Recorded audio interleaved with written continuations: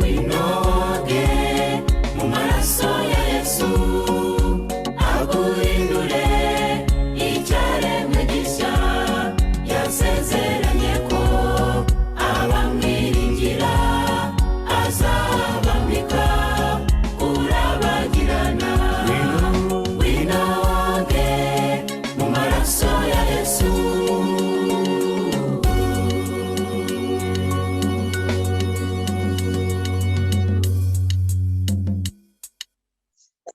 Muri uyu mwanya mwiza reka dufatanyiriza hamwe gushima Imana ku bwa gahunda nziza zatambutse uhereye nimugoroba dutangira isabato. Izina ry'Imana rihabwe icyubahiro. Kandi ntitwashimira abadufashije muri izo gahunda, ndetse tunashimira abizera b'itorero rya Zindiro bakomeje guteranira kuri izi mbuga ari kuri Zoom ndetse no kuri Facebook by'itorero, ndetse by'umwihariko abashitsi bakomeje kubana natwe muri aya materaniro mu gihe cyose gitambutse. Ntitwabura kubashimira kandi tubasabira umugisha ngo Imana nabo ikomeze kubaha umugisha.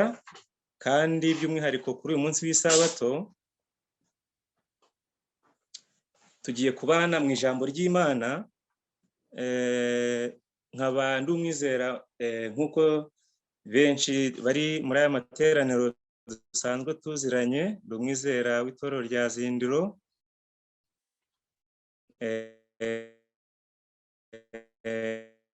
nitwa Safari, tubana mu ijambo ry'Imana. Turi bumare umwanya tuganira, akaba ari insanganyamatsiko itubwira ngo kuvugurura igishushanyo mbonera. Kuvugurura igishushanyo mbonera.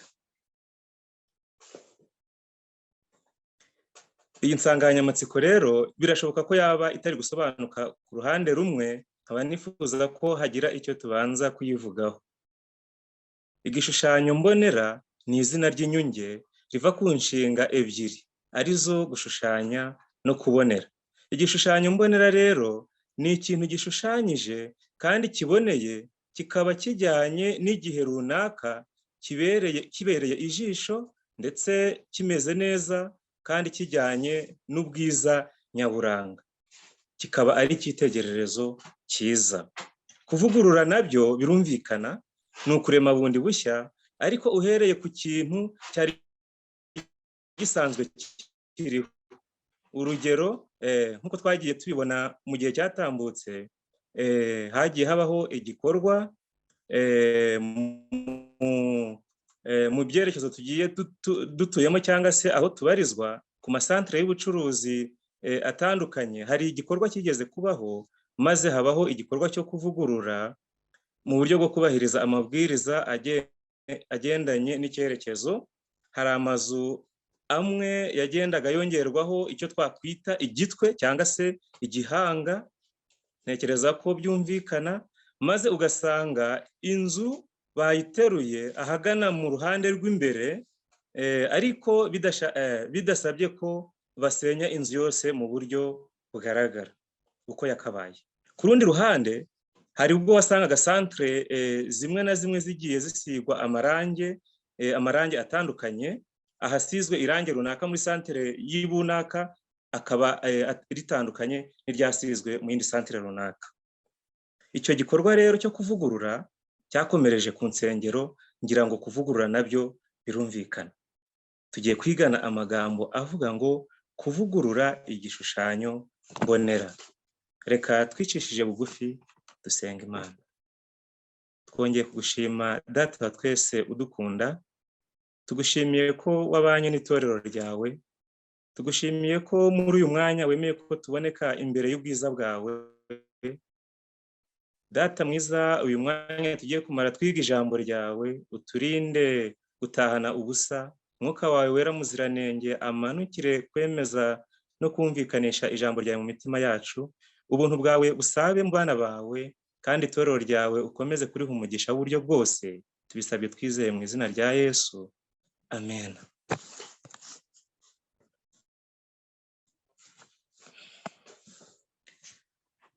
Kuvugurura igishushanyo mbonera.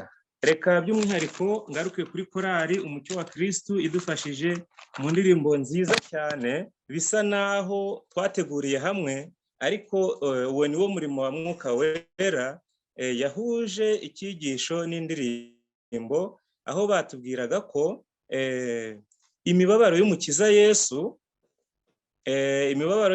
Yesu ariyo nkomoko y'agakiza kacu.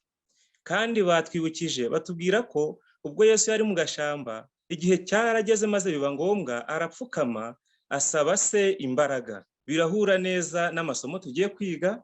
Ntabwo iyi ndirimbo ari nge nayisabye kugira ngo abe ariyo twifashisha muri iyi gahunda, ariko aho icyigisho cyerekeza neza ni uburyo gusenga, kwicisha bugufi, gupfukama dusaba imbaraga ari byo ntwaro dukwiriye kwifashisha mu gihe tugezemo.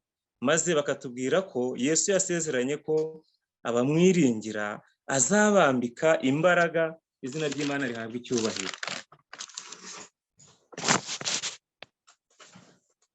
Kuvugurura igishushanyo mbonera. Mu gitabo cyo Kuva uhereye mu gice cya 7 ukageza mu gice cya 11, tuhabona abagabo babiri, Mose na Aroni. Abagabo Imana yitoranyirije ikabagira igikoresho cyayo, ikabatuma ku mwami Farawo. Abo bagabo bahagaze mu mbaraga y'ijuru, Imana yarabakoresheje kugira ngo isohoze umugambi mwiza yari ifitiye ubwoko bwayo, ari ryo shyanga rya Isirayeli. Hanyuma y'imyaka isaga 400 bari bamaze mu bubata cyangwa se mu buretwa bwa Egiputa. Iyo usomye mu Kuva igice cya 7 umurongo wa mbere, Kuva igice cya 7 umurongo wa mbere, reka twihute kugira ngo ducunguze uburyo umwete. Kuva igice cya 7 umurongo wa mbere haratubwira ngo Uwiteka abwira Mose ati, dore nkugize nk'Imana kuri Farawo, Aroni mwene so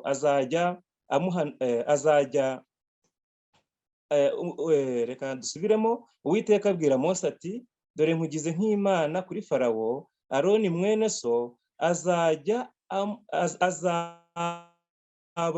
umuhanuzi wawe.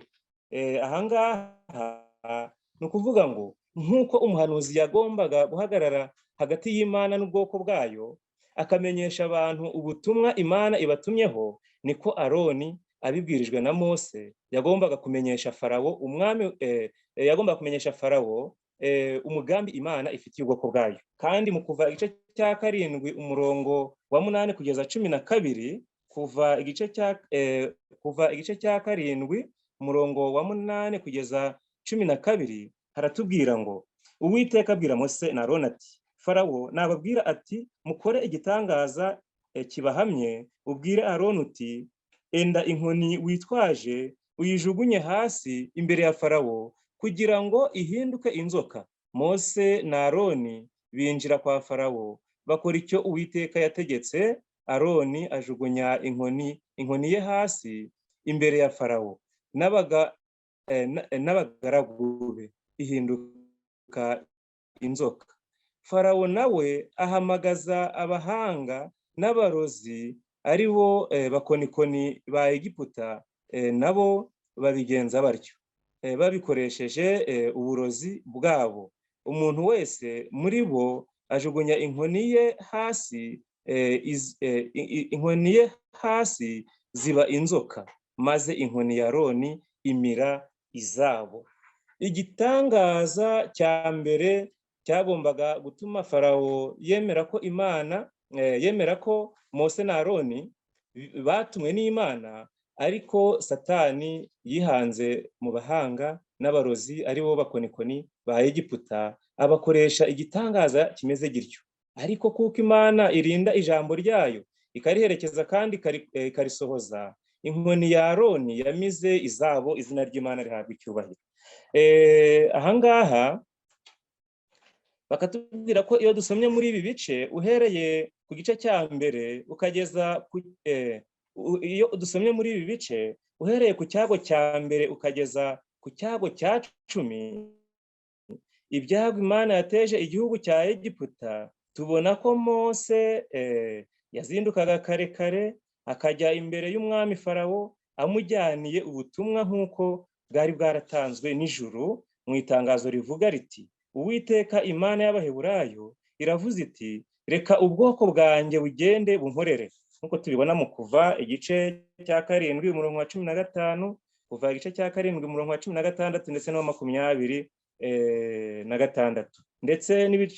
ndetse n'igice cya 8 ku murongo wa 16, no mu gice cya 9 umurongo wa 1 n'uwa 13. Reka dusome hano mu gice cya 9 umurongo wa 13 turebe icyo Uwiteka avuga. Ngo Uwiteka abwira Mose ati, uzazinduke kare mu ruturuturu uhagarara imbere ya Farawo umubwire uti, Uwiteka Imana y'Abaheburayo iravuze iti, reka ubwoko bwanjye bugende bunkorere. Ahangaha ngiri itangazo cyangwa se ngiubu ubutumwa Imana yari yatumye kuri Farawo ikoresheje cyangwa se yifashishije umugaragu wayo Mose ndetse na Aroni. Iyi niyo nsanganyamatsiko yahoraga isubirwamo igihe cyose, kandi icyo nshimira Imana, ntabwo Mose yagendaga mu masaha y'igicamunsi, ahubwo yazindukaga kare kare. Mu mirongo twatanze urasanga ko buri gihe yagendaga azinduka mbere y'uko Farawo agira ikindi kintu cyose akora, akabanza ubu butumwa cyangwa se uyu muburo ukanyuzwa mu matwi ye, ariko Farawo ntabwo yigeze abiha agaciro, ahubwo yagize kwinangira. Akatubwira ngo kwinangira umutima kwa Farawo, kwishira hejuru no kwigira, kwinangira umutima kwa Farawo, kwishira hejuru no kwigira inama mbi yo kudashaka kurekura ubwoko bw'Imana, kutita ku butumwa Imana yamutumyeho, ibyo byagejeje cyangwa se byazaniye abanyegiputa akaga gakomeye. Kandi uko ibyago byagendaga bisimburana, niko Farawo yarushagaho kwinangira no gutuma kuri Mose na Aroni, akababwira ati, munsabire Uwiteka. Kandi Imana yumvaga gusenga cyangwa se gusaba kw'abana bayo, kw'abagaragu bayo Mose na Aroni, igahagarika ibyago yabaga yateje abanyegiputa. Imana ni nziza, kandi ibihe byose Imana ni nziza. Iyo dusomye rero hano mu Kuva igice cya 8 umurongo wa 4 n'uwa 24 tubibona neza, ariko ndifuza ko dusoma mu gice cya 9 umurongo wa 27 n'uwa 28. Kuva igice cya 9 umurongo wa 27 n'uwa 28 haravuga ngo, Farawo atumira Mose na Aroni arababwira ati, ubu bwo nkoze icyaha, Uwiteka arakiranuka, njye n'abantu banjye turatsinzwe. Munsabire Uwiteka, kuko uku guhinda gukomeye kurubura bimpagije. Nanjye ndabareka mugende mwe kuguma ino. Ahangaha Farawo uko ibyago byagendaga bisimburana kandi birushaho gukomera, niko yagendaga agira kwicuza kutavuye ku mutima ndetse no kwihana bya nyirarureshwa. Ariko igihe cyose yasabaga ko abagaragu b'Imana bamusabira, ibi byago byarahagararaga nk'uko tubibona. Ahangaha rero nanone mu Kuva igice cya 10 umurongo wa 16 n'uwa 17, igice cya 10 umurongo wa 16 n'uwa 17 aravuga ngo, Farawo ahamagaza vuba Mose na Aroni arababwira ati, nacumuye ku Uwiteka Imana yanyu no kuri mwe, nuko none ndakwinginze mbabarira icyaha ubu ngubu gusa. Munsabire ku Uwiteka Imana yanyu inkureho uru rupfu ubu gusa. Ahangaha birumvikana amasengesho y'abana b'Imana yagiraga umumaro, ariko kwinangira umutima k'umwami Farawo ari uko bagaragu be ndetse n'abanyegiputa ntabwo byabujije ko ibyago bibageraho, kuko batagize guhinduka kuvuye ku mutima.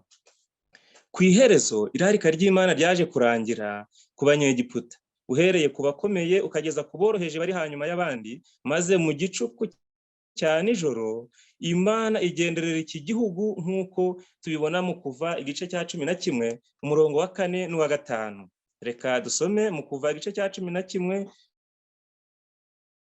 umurongo wa 4 n'uwa 5. Teka aravuze ati, nko mu gicuku nzanyura hagati muri Egiputa, abana b'imfura bose bo mu gihugu cya Egiputa bapfe, uhereye ku mfura ya Farawo wicara ku ntebe y'ubwami ukageza ku mfura y'umuja w'umusyi, kandi n'uburiza bwose bw'amatungo buzapfa. Ahangaha ibyago byagwiriye Egiputa ntabwo byigeze bigira uwo birobanura, ahubwo guhera kukomeye ku mwami Farawo kugeza ku muja w'umusyi cyangwa se kuworoheje hanyuma y'abandi. Igice cya 12 umurongo wa 29 n'uwa 30. Kuva igice cya 12 umurongo wa 29 n'uwa 30. Ngo mu gicuku Uwiteka yica abana b'imfura bose bo mu gihugu cya Egiputa, uhereye ku mfura ya Farawo wicara ku ntebe y'ubwami ukageza ku mfura y'imbohe mu kazu k'ibwina n'uburiza bw'amatungo bwose. Ku murongo wa 30, Farawo yibambura nijoro n'abagaragu be bose n'abanyegiputa bose barabyuka muri Egiputa bacura umuborogo mwinshi, kuko ari nta nzu n'imwe itapfuyemo umuntu.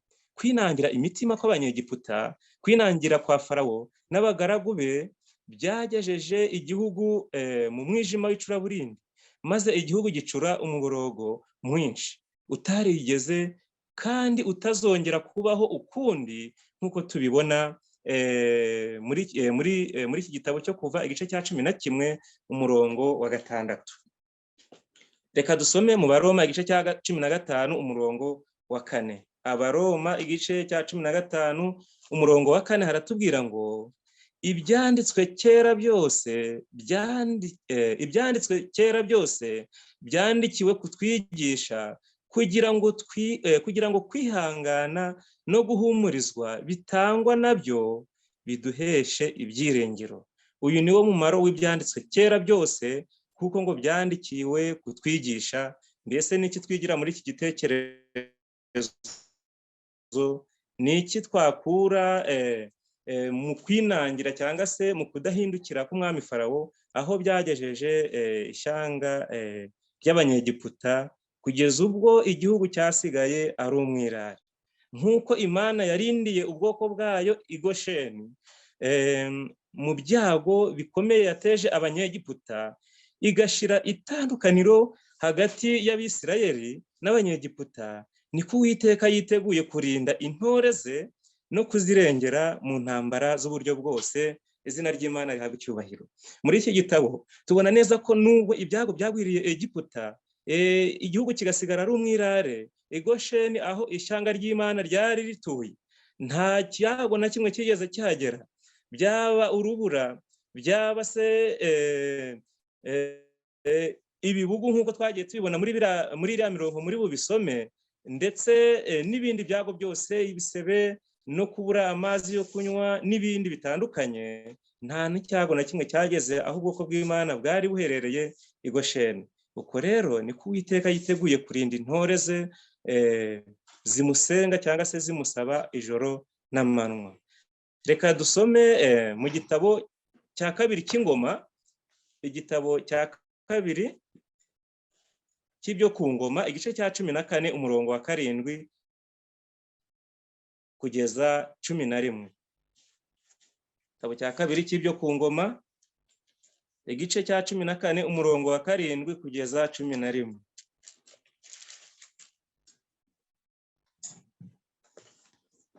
Muri iki gice turabona neza ibyaranze umwami Asa, umwami w'i Buyuda, imirimo n'ibikorwa cyangwa se uburyo yakuye ishanga rya Isirayeli cyangwa ry'i Buyuda mu gusenga ibigirwamana, akarigeza mu muco mwiza wo kwiga ijambo ry'Imana ndetse no gusenga Imana yo mu ijuru. Ahangaha ndifuza ko duhera ku murongo wa 7 tugeze 11.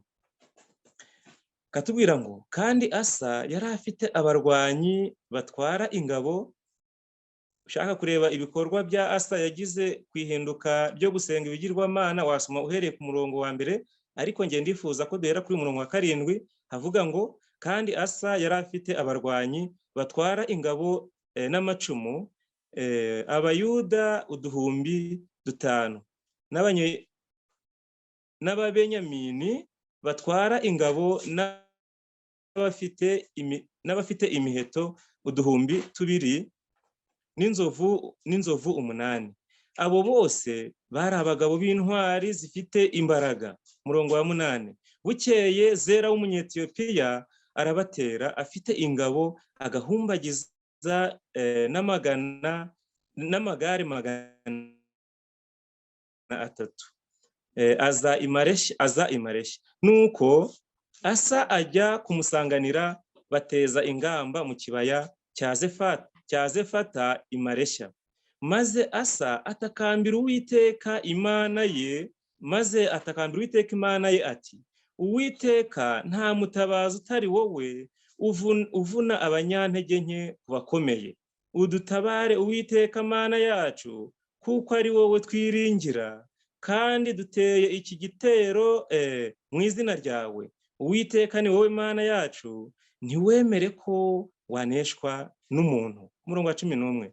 Nuko Uwiteka atsinda abanyetiyopiya imbere ya Asa n'abayuda. Abanyetiyopiya baherako barahunga, izina ry'Imana rihabwa icyubahiro. Ngiyi intwaro umugaragu w'Imana cyangwa se umwami w'abayuda Asa yakoresheje. Yatakambiye Uwiteka nk'uko umucyo wa Kristo wabigarutseho, kandi nk'uko turi bugende tubibona mu bice cyangwa se mu masomo turi bugende tubona imbere. Mu byaranze umwami w'Ubuyuda, mu byaranze ubwami bw'Ubuyuda ku ngoma y'umwami Asa, yakuyeho ibicaniro by'ibigirwamana n'ingoro zabyo, asenya kandi atema ibishushanyo bya Ashera biyagijwe, kandi akura mu midugudu yose y'Ubuyuda ingoro, akura mu midugudu yose y'Ubuyuda ingoro n'ibishushanyo by'izuba. Maze ategeka abayuda bose gusenga Uwiteka Imana yabo, Uwiteka Imana y'abasekuruza babo, no kwitondera amategeko yayo n'ibyo yategetse. Mu yandi magambo, uyu mwami yakuyeho imisengere cyangwa se imyizerere ya gipagani, maze atanga itegeko ku bayuda bose ko bagomba gusenga Uwiteka Imana yo mu ijuru. Ahangaha twabonye ko mu mucyo wa Kristo batubwiye ngo Yesu Kristo ubwo yari mu gashyamba k'i Getsemani yarapfukamye arasenga, maze asaba se imbaraga. Mwene data nshuti, ngiyi intwaro ikomeye tugomba kurwanisha mu gihe turimo kitatworoheye. Ariko ahangaha ku murongo wa 8 w'iki gice cya 14, nk'uko tubibona hano muri iki gitabo turimo dusoma cya kabiri cy'ibyo ku ngoma, igice cya 4 ku murongo wa 8 aratubwira ngo bukeye Zera w'umunyetiyopiya arabatera afite ingabo agahumbagiza n'amagare 300, aza imareshya. Ukwizera kwa Asa kwageragejwe bikomeye igihe Zera w'umunyetiyopiya yateraga igihugu afite ingabo agahumbagiza n'amagare 300. Ntabwo muri ako kaga Asa yashize ibyiringiro bye mu midugudu y'Ubuyuda igoteshejwe inkike yari yarubatse, ndetse no ku nzugi z'amarembo zikomezwa n'ibihindizo, cyangwa ngo ashyire ibyiringiro bye ku bagabo b'intwari bafite imbaraga bari bagize umutwe wa gisirikare w'uyu mwami Asa, babarizwaga mu ngabo ze zari zaratojejwe neza. Ibyiringiro by'umwami byari ku Uwiteka Nyiringabo, uwo Abisirayeli bari baracungujwe cyangwa se baracunguriwe bitangaje mu izina rye. Yashize ingabo ze ku rugamba, maze atakambira Imana ngo ibafashe. Isengesho yasenze ryagaragaje ko atari umushitsi ku mbaraga itangaje y'Imana. Yatakambye agira ati, Uwiteka nta mutabazi utari wowe, uvuna abanyantege nke ku bakomeye. Udutabare Uwiteka Mana yacu, kuko ari wowe twiringira, kuko ari wowe twiringira, kandi duteye iki gitero mu izina ryawe. Maze urugamba arushyira mu maboko cyangwa se mu biganza by'Uwiteka, aravuga ati, Uwiteka ni wowe Mana yacu, ntiwemere ko waneshwa n'umuntu. Ahangaha Asa yahisemo umugabane mwiza, Asa yahisemo ubwishingizi dukwiriye natwe guhitamo muri iki gihe, atishingikirije ko yari afite umutwe wa gisirikare watojwe neza, ngo wari ugizwe n'abagabo b'intwari, kandi ngo yari yarubatse igihugu cy'Ubuyuda maze aragikomeza, ariko ibyiringiro bye ntabwo yabishize kuri ibyo ngibyo, ahubwo ibyiringiro bye byari ku Mana, maze urugamba Uwiteka aba ari we ururwana. Mu ntambara turwana, ahangaha icyo tubona aha ni uko twabona ko mu ntambara turwana, ntiturwana n'abafite umubiri n'amaraso, ahubwo turwana n'abafite ububasha n'ubushobozi, n'abategeka iyi si y'umwijima n'imyuka mibi y'ahantu ho mu ijuru. Abefeso igice cya 6 umurongo wa 12. Ntabwo ibyiringiro byacu biri mu muntu, ahubwo ibyiringiro byacu biri ku Mana ihoraho.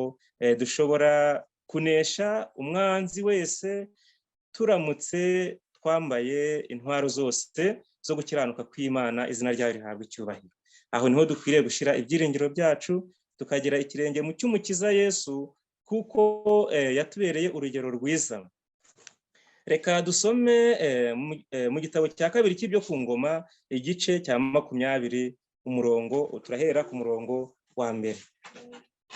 Igitabo cya 2 cy'ibyo ku ngoma mu gice cya 20 uhereye ku murongo wa mbere.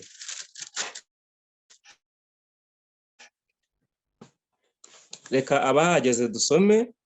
Hanyuma y'ibyo Abamowabu n'Abamoni hamwe reka nsubiremo. Hanyuma y'ibyo Abamowabu n'Abamoni hamwe n'Abamewunimu batera Yehoshafati, bajya kumurwanya, maze haza abantu nyinshi ziturutse i Siriya hakurya y'inyanja, kandi dore bageze i Hasasonitamari, ariho Enigedi. Yehoshafati aratinya, yihata gusenga Uwiteka, ategeka Abayuda bose kwiringira cyangwa se kwiyiriza ubusa. Yehoshafati aratinya, yihata gusenga Uwiteka, ategeka Abayuda bose kwiyiriza ubusa.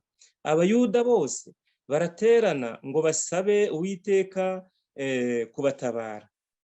Abaturuka mu midugudu y'Ubuyuda yose bazanywe no gushaka Uwiteka. Yehoshafati ahagarara mu iteraniro ry'Abayuda n'ab'i Yerusalemu, yari mu nzu y'Uwiteka imbere y'urugo rushya, arasenga ati, Uwiteka Mana ya ba sogokuruza bacu, ese si wowe Mana yo mu ijuru, kandi si wowe utegeka abami bose b'abanyamahanga?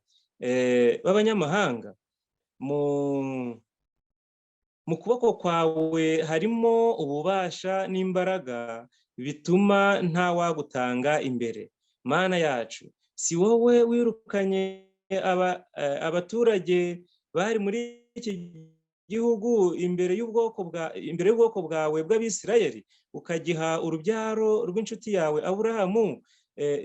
Aburahamu ngo kibe icyabo iteka ryose, maze bakakibamo, kandi bakaba bubakiyemo izina ryawe ubuturo, bagasenga bati, niduterwa cyangwa se nitugerwaho n'ibyago, ari inkota cyangwa igihano cyangwa mugiga ndetse n'inzara, tuzajya duhagarara imbere y'iyi nzu n'imbere yawe, kuko izina ryawe riri muri iyi nzu, tugutakambire uko tuzaba tubabaye, nawe uzumva utabare. Nuko ahangaha reka dukomeze tujye mbere. Nuko none dore Abamoni n'Abamowabu n'abo ku musozi Seyiri, abo wabujije Abisirayeli ko babatera ubwo bavaga mu gihugu cya Egiputa, ahubwo bakanyura hirya ntibabarimbure, dore uko batwituye kuza kutwirukana muri gakondo yawe waduhaye kuhazungura. Mana yacu, ntiwakwemera kubahana.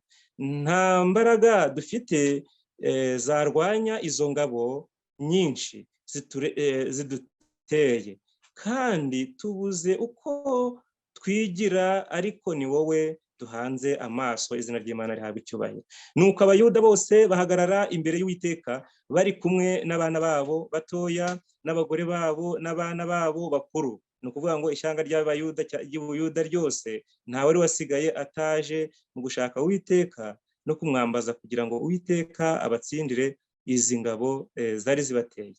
Ngo maze umwuka w'Uwiteka aza kuri Yahaziyeli mwene Zekariya mwene Benaya mwene Yeyeli mwene Mataniya w'umurewi wo muri bene Asafu, aho yari ari hagati mu iteraniro.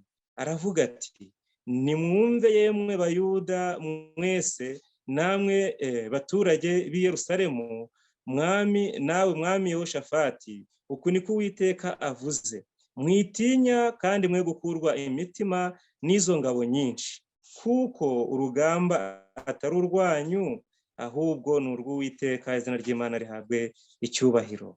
Ahangaha Uwiteka niwe warwanye uru rugamba. Nuko ahangaha baravuga ngo muri iyo ntambara aravuga ahangaha ngo ni amabwiriza cyangwa se ni itangazo uyu muhanuzi w'Uwiteka Yahaziyeli yavugiye hagati mu iteraniro ry'Ubuyuda. Arababwira ati, muri iyo ntambara ntimuzagomba kurwana, muzahagarare mwireme inteko gusa, mwirebere agakiza Uwiteka azabaha, yemwe Bayuda n'ab'i Yerusalemu. Mwitinya kandi mwe kwiheba, ejo muzabatera, kuko Uwiteka ari kumwe namwe.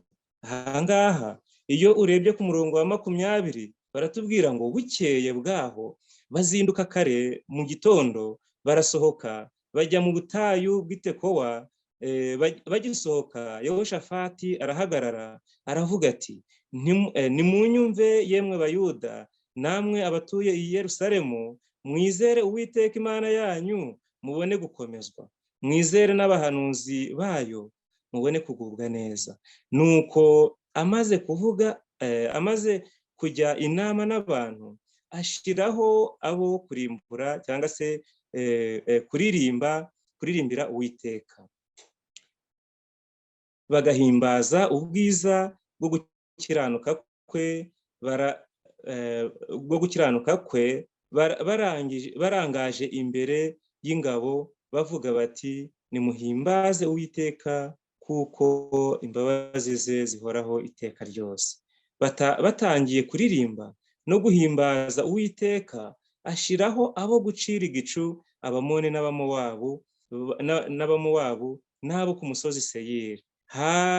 Ngo bari bateye i Buyuda baraneshwa, kuko Abamoni n'Abamowabu bahagurukijwe no gutera abaturage bo ku musozi Seyiri, ngo babice babarimbure rwose. Nuko bamaze gutsemba ab'i Seyiri, baherako barahindukirana bararimburana. Ahangaha nk'uko tubibona, Yehoshafati icyo yasabye Uwiteka Imana, akemera guca bugufi, ndetse hamwe no kwishyira hamwe n'ab'Ubuyuda bose, bakumvira amabwiriza nk'uko Uwiteka yarabinyujije mu muhanuzi Yahaziyeli. Tubonye neza ko Abamoni n'Abamowabu bahagurukijwe no gutera abaturage bo ku musozi Seyiri, kandi twabonye ko abaturage bo ku musozi Seyiri bari bamwe mu gitero nacyo cyari kije gutera i Buyuda. Aba baturage bo ku musozi Seyiri, Abamoni n'Abamowabu, ayo matsinda uko ari atatu yarahagurukijwe no gutera igihugu cyangwa se ishyanga ry'Imana ry'i Buyuda. Ariko hamwe no kwizera Imana no kwemera kuyoborwa nayo, no guca bugufi k'uyu mwami w'Ubuyuda, tubonye ko Yehoshafati amaze gutanga amabwiriza y'intambara hadakoreshejwe ibibunda bya rutura, tubonye ko bashizeho umutwe w'abaririmbyi, maze barahaguruka bahimbaza Imana, bavuga ubwiza bw'Imana no kugira neza kwayo, ngo maze Abamoni n'Abamowabu barahaguruka batera rya tsinda cyangwa se wa mutwe w'abaturage bari ku musozi Seyiri. Bamaze kubarimbura bose, maze Abamoni n'Abamowabu barahindukira nabo ubwabo basubiranamo, maze Uwiteka aba ari we wirwanira intambara, maze aneshereza ubwoko bw'Ubuyuda. Reka abafite igitabo cy'abahanuzi n'abami dusome kuri paje 125. Igitabo cy'abahanuzi n'abami, paje 125.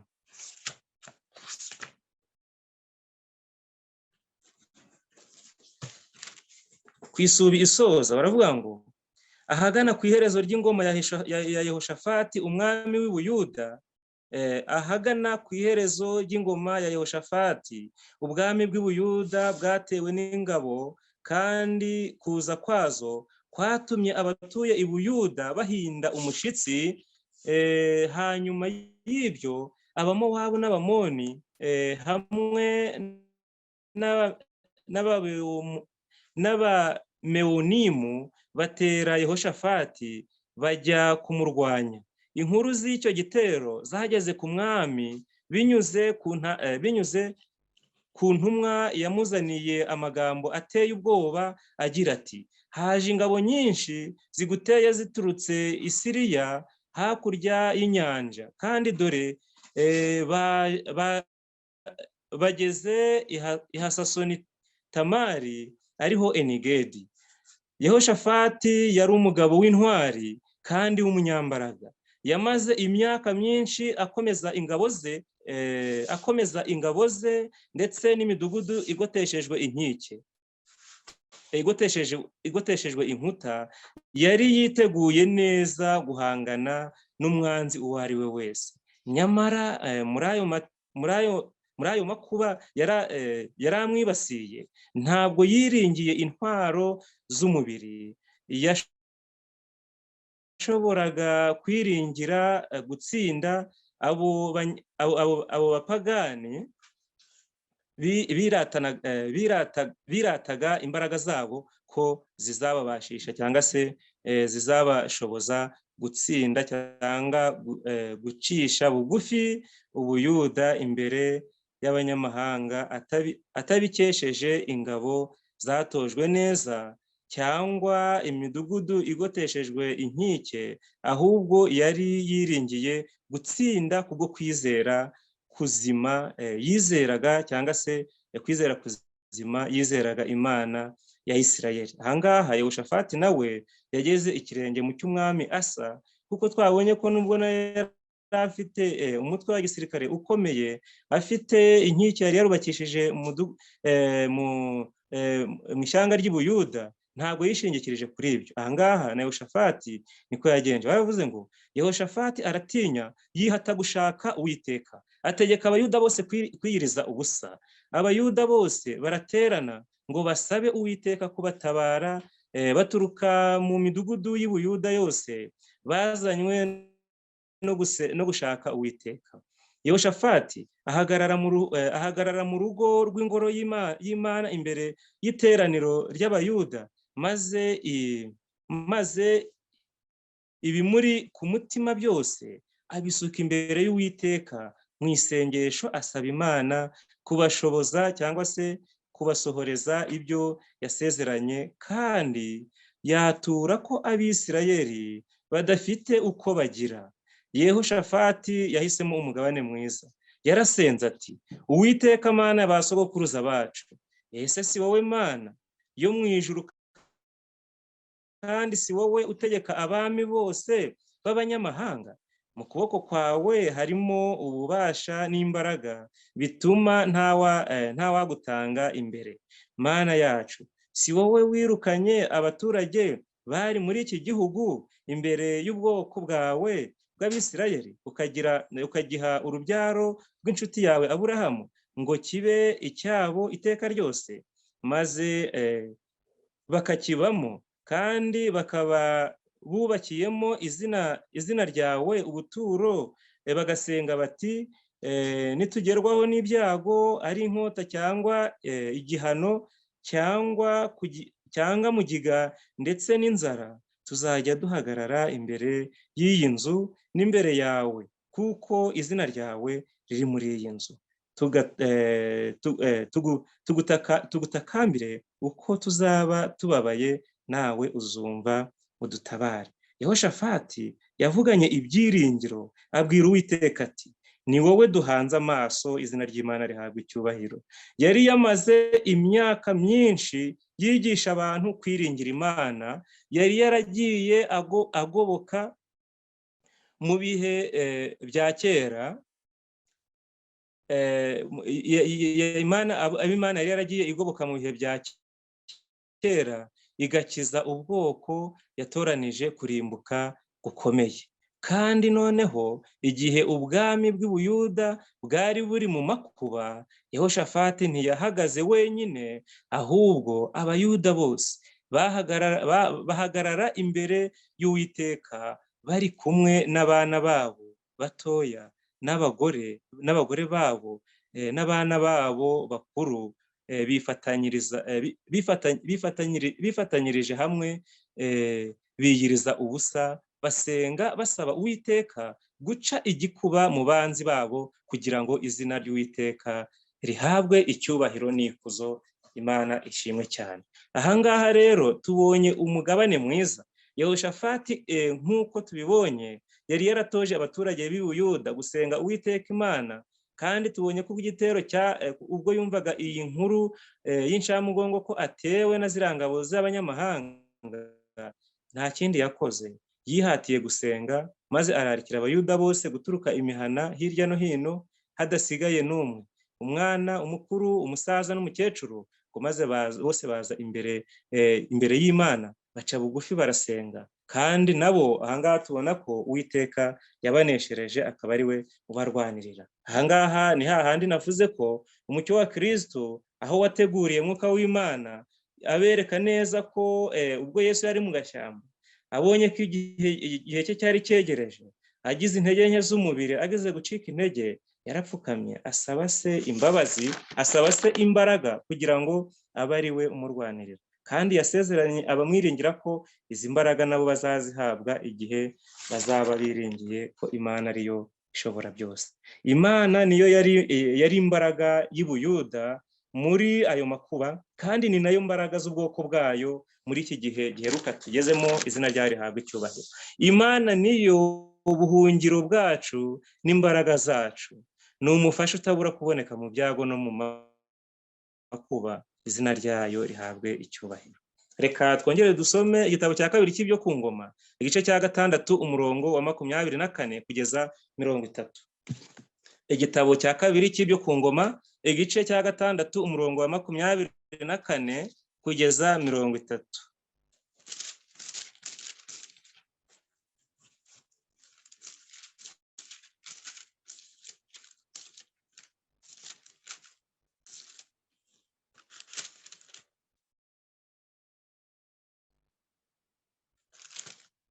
Igitabo cya kabiri cy'ibyo ku ngoma, igice cya 6 umurongo wa 24 kugeza ku wa 30.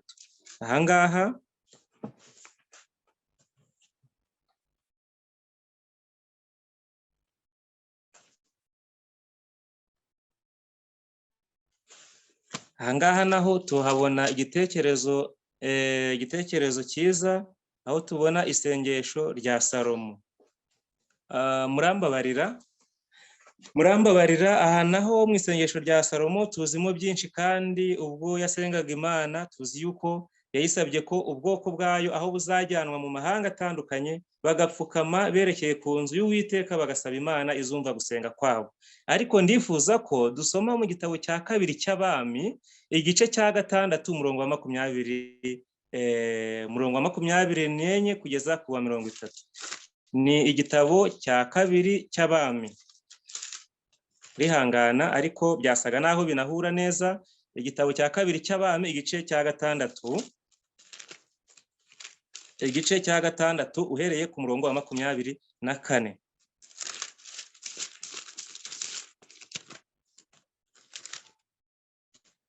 Reka abahageze dusome igitabo cya 2 cy'Abami igice cya 6 umurongo wa 24 kugeza ku wa 30. Haravuga ngo, hanyuma y'ibyo Beni Hadadi umwami w'i Siriya ateranya ingabo ze zose, arazamuka atera i Samariya arahagota.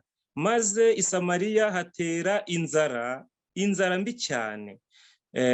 Maze i Samariya hatera inzara mbi cyane, barahagota ndetse kugeza aho baguriye igihanga cy'indogobe ibice by'ifeza 80, n'igice cya 4 cy'agakondwe kamwe k'amahurunguru y'inuma ibice by'ifeza 5. Bukeye umwami w'Abisirayeli anyuze hejuru y'inkike z'amabuye, umugore aramutakambira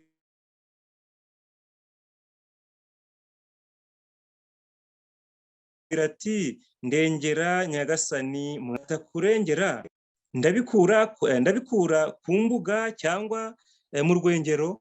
Umwami aramubaza ati, ubaye ute? Aramusubiza ati, uyu mugore yambwiye ati, zana umwana wawe w'umuhungu tumurye, none ejo tuzarya uwanjye. Nuko duteka umwana wanjye turamurya. Bukeye bwaho ndamubwira nti, zana umwana wawe tumurye, none yamuhishe. Ahangaha tugeze ku murongo wa 30. Umwami yumvise amagambo y'uwo mugore, ashishimura imyambaro ye, kandi yagendaga hejuru y'inkike z'amabuye. Abantu bamurebye banyuza mu myambaro icitse, babona yambaye ibigunira ku mubiri. Ahangaha tubona neza ko umwami uyu mwami w'i Samariya, ubwo ingabo za Siriya zari zateye kandi zihagose, hagatera inzara itarigeze kubaho, ngo kugeza ubwo igihanga cy'inka cy'indogobe cyaguraga ibice by'ifeza 80, ngo ndetse n'igice cya 4 cy'agakondwe kamwe k'amahurunguru y'inuma kakagurwa ibice by'ifeza 5. Ntabwo nabashije kubona ibi bipimo ngo tubashe kubyumva neza ku rugero mbyifuzaho, ariko igitekerezo kirumvikana. Ahangaha rero kubwo kugotwa n'izi ngabo z'Abasiriya, inzara yabaye icyorezo, maze ngo ababyeyi batangira kurya abana babo, kugeza ubwo ahangaha tubonye umugore watakambiye umwami akamubwira ibyabaye, ariko akaba yararimo arega mugenzi we kuko ngo basangiye umwana we, ariko bukeye agifuza ati, zana uwawe nawe tumurye. Uyu mugore aranga. Ariko ndifuza ko kuri uyu murongo wa 30 tugira uko tuwumva, ngo umwami yumvise ayo magambo y'uwo mugore, ashishimura imyambaro ye, kandi uyu mwami yagendaga hejuru y'inkike z'amabuye. Abantu bamurebye banyuza mu myambaro icitse ya yindi yashishimuye, babona yambaye ibigunira ku mubiri. Uyu mwami, bitewe n'icyorezo cyari bitewe n'iki cyorezo cy'inzara cyari cyatewe no kugotwa kw'Abasiriya, bakagoterwa i Samariya, uyu mwami nawe yagize gutya, yambara ibigunira ku mubiri, maze iki cyari ikimenyetso cyo kwicisha bugufi, nk'uko twagiye tubibona mu bitekerezo byatambutse. Ahangaha reka iki ngiki kitubere urugero rwiza. Iyi nzara cyangwa se iki cyorezo cyateye i Samariya, ntabwo guca bugufi, ntabwo kwiyoroshya no gusenga byakozwe n'umugabane umwe runaka, ahubwo byahereye ibwami, nk'uko twagiye tubibona kwa Yehoshafati, nk'uko twagiye tubibona kwa Asa. Aya ni amabwiriza yaturukaga ibwami, kandi nta muturage twigeze tubona ko yigometse cyangwa se ngo ace ukubiri n'uyu mugambi mwiza wabaga waturutse ibwami. Ahangaha ni icyitegererezo cyiza natwe dukwiriye kwigiraho, kandi tugatekereza mu bihe nk'ibi tubayeho dute. Ese kwambara ibigunira, gusenga no kwiyiriza ubusa dusaba Imana imbaraga, tubibamo dute? Ahangaha mu gitabo cya kabiri cy'Abami igice cya 7 uhereye ku murongo wa mbere baratubwira ngo, turageza ku murongo wa 20. Elisa aravuga ati nimwumve ijambo ry'Uwiteka. Uwiteka avuze ngo, ejo nk'iki gihe ku irembo ry'i Samariya indengo y'ifu y'ingezi izagurwa shekeri 1, kandi indengo 2 za seyiri nazo zizagurwa shekeri 1. Ariko umutware umwami yegamira asubiza uwo muntu w'Imana ati, mbese naho Uwiteka yakingura amadirisha yose yo mu ijuru, bene ibyo byabaho? Aramusubiza ati, uzabirebesha amaso ariko ntuzabiryaho. Ahangaha kwiheba cyangwa se gucika intege cyangwa se kutumva no kumvira icyo umuhanuzi w'Imana Elisa yashakaga kuvuga, yaratangaje inkuru nziza y'ibyiringiro by'uko Imana yari itabaye ishyanga ryayo, by'uko inzara yari igiye gushira mu Samariya. Ariko iri tangazo ubwo yagaragazaga ko indengo y'ifu y'ingezi izagurwa shekeri 1, kandi indengo 2 za seyiri zikagurwa shekeri 1, ntabwo uyu mutware umwami yegamira yabashije kubyumva, yagize gushidikanya. Ariko Elisa aramubwira ati, ibyo biriho kandi Uwiteka niwe ubitegetse. Wowe utabasha kubyumva cyangwa se utabyizera, uzabirebesha amaso ariko ntuzabiryaho. Kandi ubwo hariho abagabo 4 b'ababembe bari ku irembo baravugana bati, ikitwicaza aha kugeza aho tuzapfira ni iki? Ariko twavuga tuti, twinjire mu murwa kandi inzara iwurimo twawugwamo, kandi nidukomeza kwicara hano gusa nabwo turapfa. Nuko noneho nimuze dukeze ingabo z'Abasiriya, nibadukiza tuzabaho, nibatwica hose ni ugupfa. Ahangaha ni ikiganiro cyangwa se niko aba babembe 4 bari bicaye ku irembo ry'ibwami bajyaga inama cyangwa se bajya umugambi uko babaho cyangwa bagapfa.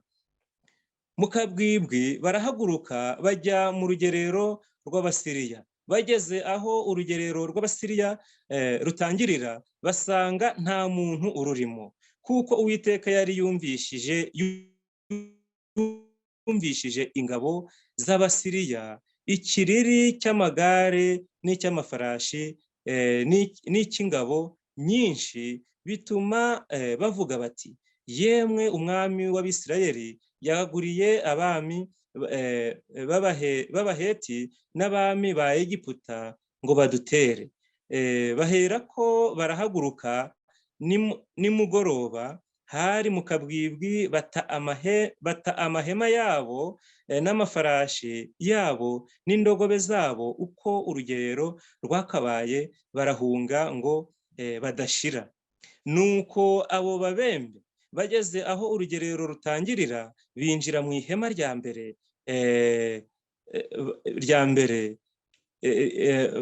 binjira mu ihema rimwe, bararya baranywa, bakuramo ifeza n'izahabu n'imyambaro, baragenda barabihisha. Baragaruka binjira mu rindi hema, bakuramo ibindi, baragenda barabihisha. Hanyuma baravugana bati, ibyo tugira ibi si byiza, kuko uyu munsi ari umunsi w'inkuru nziza, tukicecekera. Niturinda ko bucya tuzagirwaho n'urubanza. Nuko nimuze tugende tubwire abo mu rugo rw'umwami. Nuko baragenda, bageze ku murwa bahamagara umurinzi w'irembo, baramubwira bati, twageze mu rugerero rw'Abasiriya, nuko dusanga nta muntu ururimo,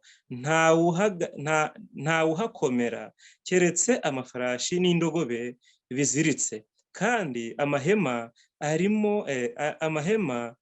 ari uko yakabaye. Ahangaha iyi nkuru yari iteye ibyiringiro, yari inkuru nziza ku bana b'Imana cyangwa se ku ishanga ryari rigotewe hariya i Samariya. Nuko ababembe bazana iyi nkuru nziza bayivuga ku irembo ry'ibwami, uburyo basanze mu rugerero rw'Abasiriya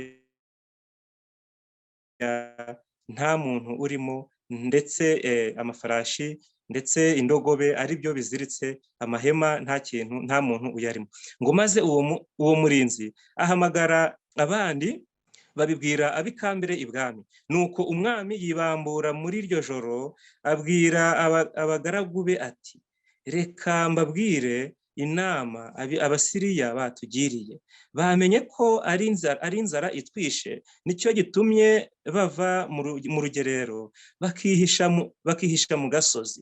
Bibwiye bati, nibasohoka mu murwa turahafata mpiri, twinjire mu murwa. Nuko umwe mu bagaragu be aramusubiza ati, ndakwinginze reka njyane amafarashi 5 muyasigaye mu murwa, mbega noneho ntarembye nk'Abisirayeli bose bakiriho basigaye mu murwa, barokotse muri abo bamaze gupfa. Tuyohereze turebe. Nuko benda amagare 2 n'amafarashi, umwami arabohereza ngo bakurikire ingabo z'Abasiriya, ati, nimugende murebe. Nuko barazikurikira kurinda bagera kuri Yorodani, basanga inzira yose yuzuye imyambaro n'ibintu Abasiriya bagiye bateshwa n'ihubi. Uwiteka yabatwaye ikubagahu, n'ibyo bari bakuye mu rugerero ntabwo babigejeje iwabo, ahubwo byose babitaye mu nzira kuko bagiye ikubagahu. Intumwa ziragaruka zibwira umwami.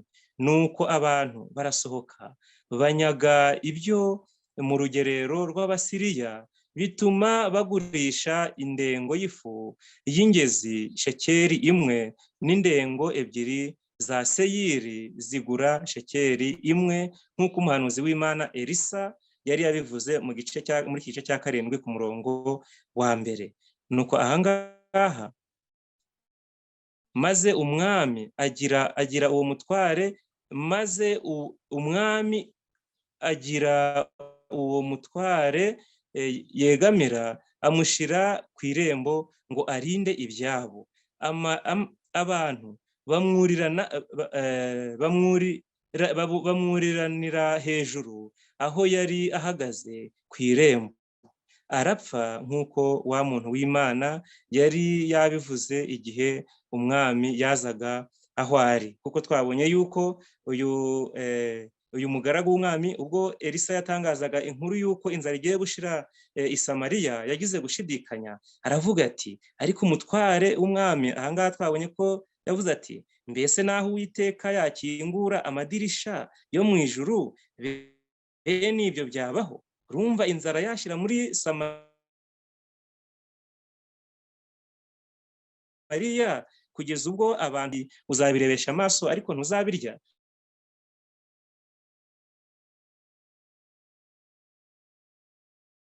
Niko byagendekeye umugaragu w'umwami w'umurinzi y'Abasiriya. Abantu bamwuriranyeho maze arapfa. Ahangaha rero muri iki gitekerezo, Eliya umuntu w'Imana yemeye gukoreshwa n'Imana mu gihe abantu bari babuze uko bagira, batagifite ibyiringiro. Elisa abazanira amagambo y'ibyiringiro, amagambo abahumuriza kandi abakomeza. Arababwira ati, icyago gikomeye cyari cyugarije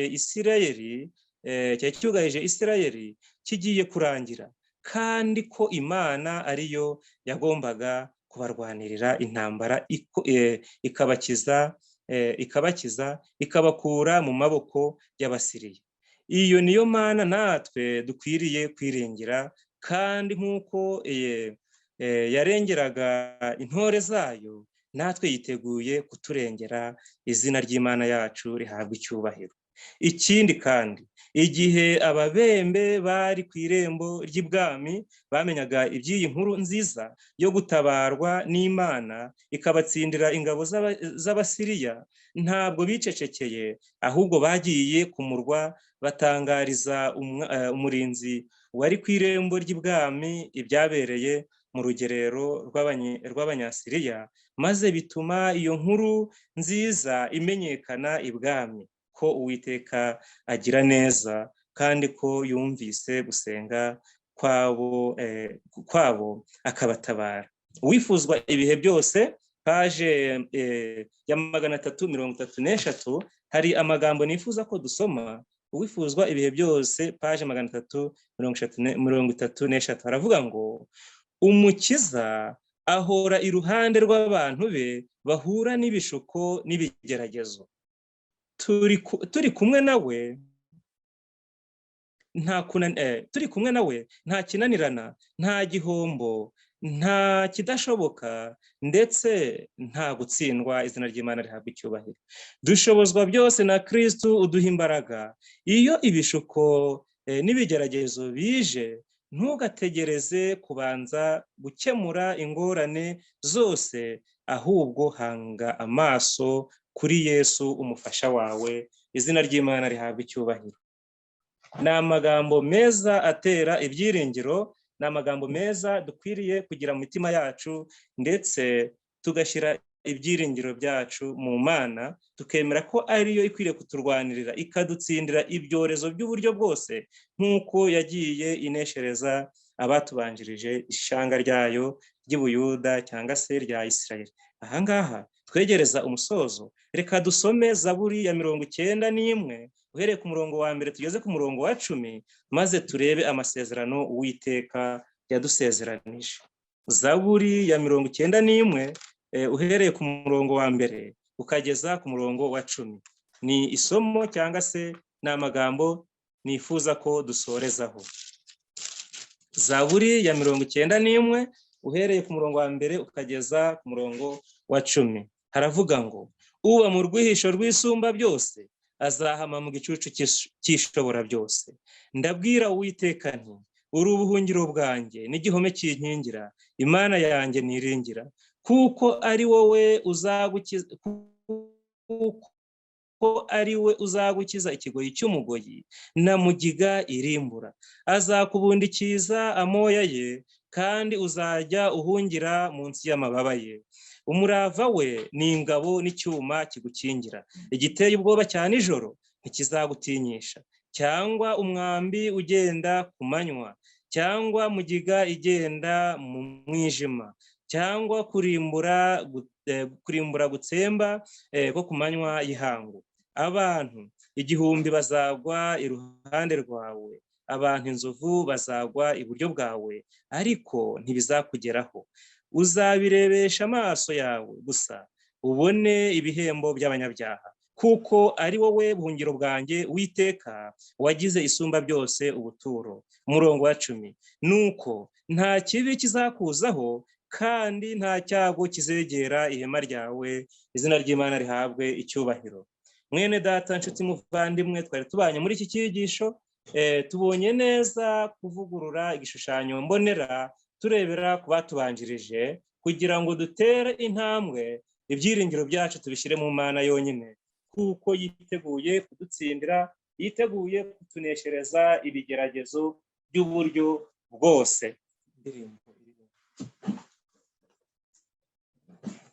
Ahangaha rero tugeze ku musozo w'icyigisho cyangwa se w'ijambo ry'Imana, iryo twariho twumva, tureba neza ibitangaza n'imirimo itangaje Uwiteka Imana yakoreye, yagiriye ubwoko bwayo, kugira ngo muri iki gihe giheruka ibyo tubigire ibyacu, kuko nk'uko Uwiteka yabisezeranye azabikora, kubisohoza azabisohoza, kuko ni Imana itabasha kwivuguruza cyangwa se ngo ihindure isezerano ryayo.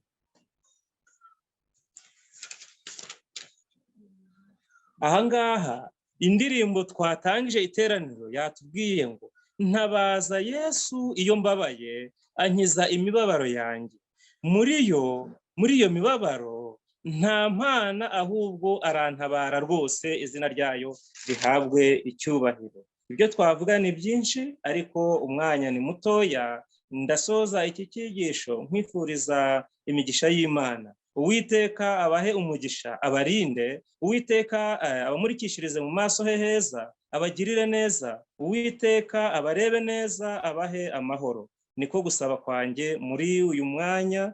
Sabira abo twabanye muri iki cyigisho kandi n'abazacyumva hifashishijwe ikoranabuhanga, kugira ngo twese Imana iduhane umugisha mu izina ry'Umwami wacu Yesu Kristo. Amen.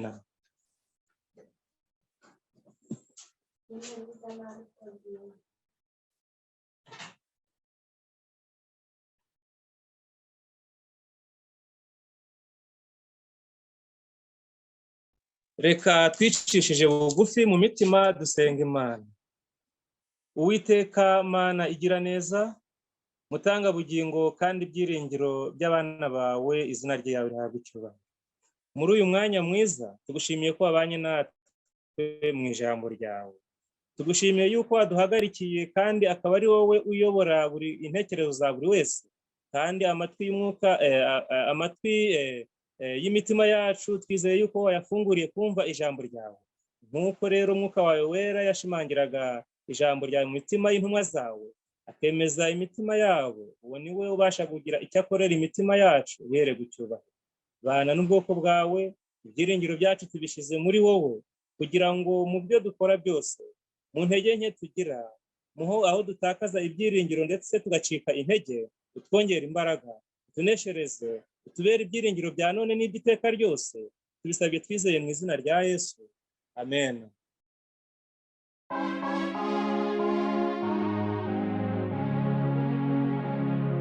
Nyobora mwami wanjye, nekurorongota mbane nawe, b'amahoro unyoboye,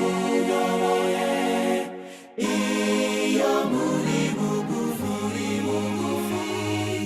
muki zawe, maburana habiye kure, unyambutse mw'isumo, wamigendane nawe,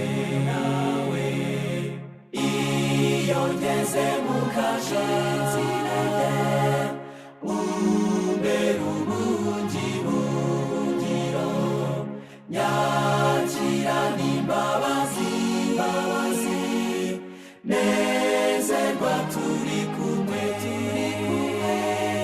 muki zawe, maburana habiye kure, unyambutse mw'isumo, wamigendane nawe, nabara mwami mwiza,